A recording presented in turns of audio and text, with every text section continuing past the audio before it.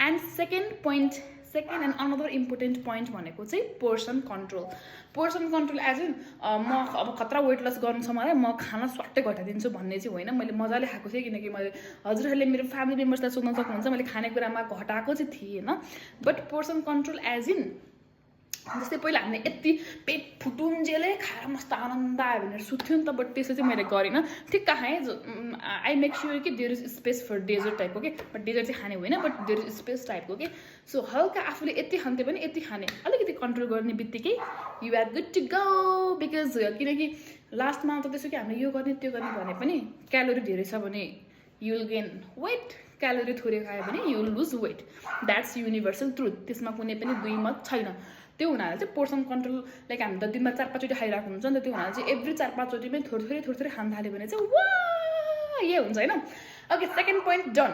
And third point भनेको चाहिँ बाहिरको खानेकुराहरू टोटली कट अफ गर्ने होइन। मैले फर्स्ट मन्थमा चाहिँ like I totally cut off कि बाहिरको केही पनि खाइन एज इन जस्तै अब म अफिसमा काम गर्दाखेरि दिदीले बनाएको चाउमिन, चटपटे, यो के पराठा, रोटी, पुरी चाहिँ सबै खान्थेँ मैले।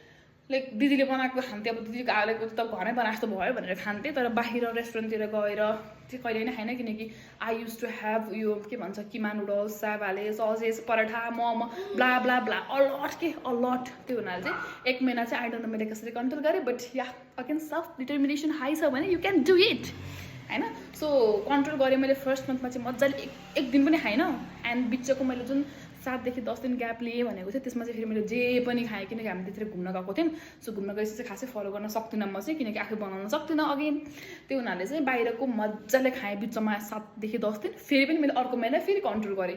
अर्को महिनामा सायद 1-2 चोटि खाएँ, तर मैले कन्ट्रोल चाहिँ गरेँ। सो सेकेन्ड पोइन्ट कि कुन पोइन्ट हो यो? Second point, third point done. अब फोर्थ पोइन्ट भनेको चाहिँ